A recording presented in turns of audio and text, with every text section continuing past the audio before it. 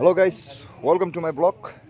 अहिले चाहिँ म अब अलिक ढिलो उठेँ कि ढिलो उठेर चाहिँ अन्त अहिले चाहिँ म गाउँमै छु हो।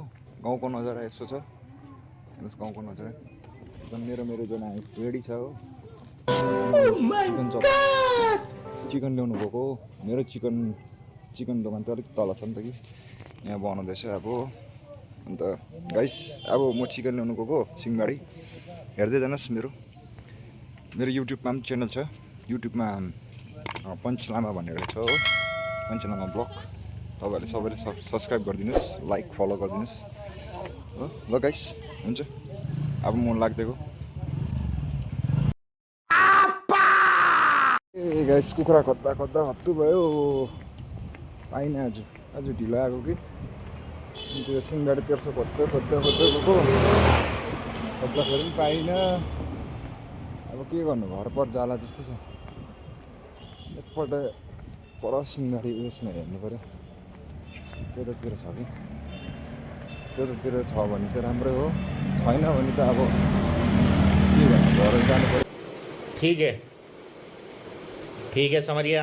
ल त गाइस, अहिले त वेदर त एकदम जाडो भयो क्या यहाँनिर। क्या एक बज्न आँट्यो फिलहाल, एक बज्न आँट्यो, पुरा जाडो हो।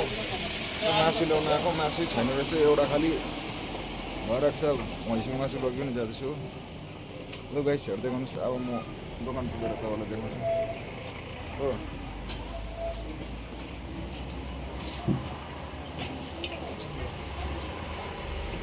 चिकन कन्हैया देख्नुभयो हो, यहाँ चिकन कन्हैया, मनोज दा चिकन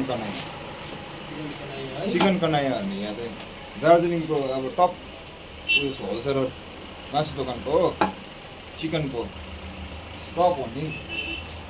सक्दैन नि यहाँ त अब बवाल हो।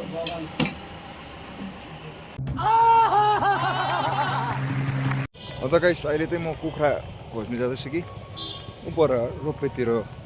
हिजो मैले तपाईँलाई तलबाट देखाएको थिएँ हो, ब्याक साइडबाट। यो चाहिँ अगाडिबाट हेर्नुहोस् है, अगाडिबाट।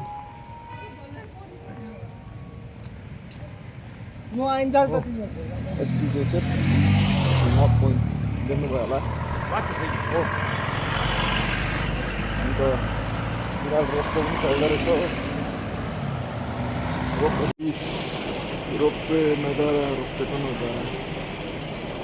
हो। हिमाल पनि देख्दो रहेछ, रोप्पेको नजारा।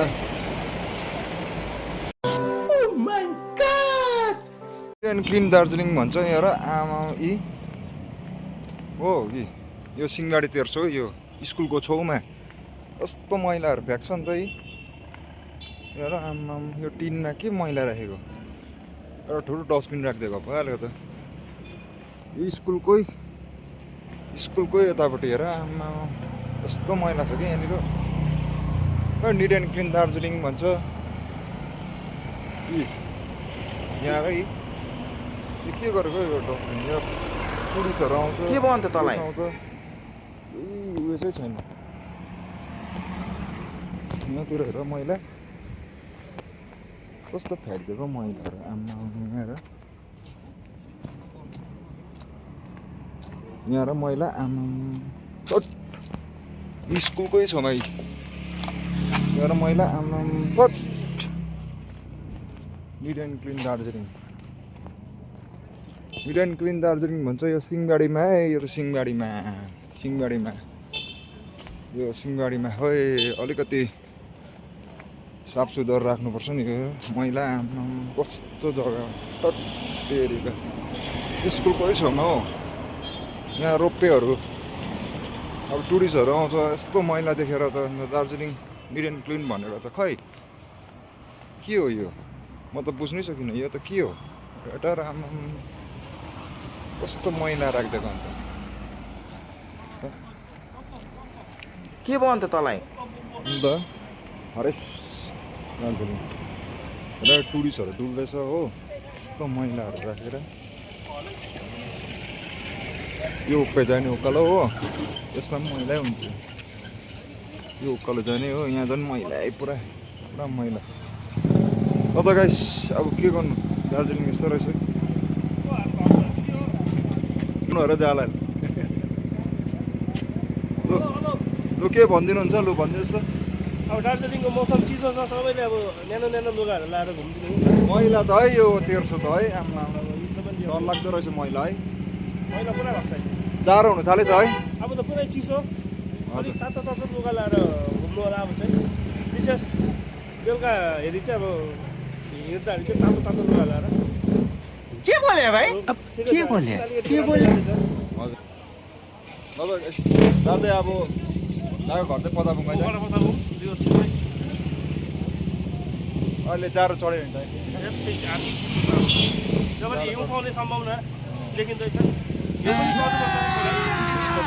पर्नुपर्छ जाडोमा त निकै ग्याप भयो हामीले अब चल पाउँदाखेरि पहिला चल पाउँदाखेरि अब हिउँ पर्थ्यो हो निकै ग्याप 2003मा कि 7मा भएको होइन ल त अब स्नो बल्स हुन्छ होला हौ यसपालि चाहिँ स्नो बल्स भयो भने चाहिँ आउनुहोस् है तपाईँ दार्जिलिङ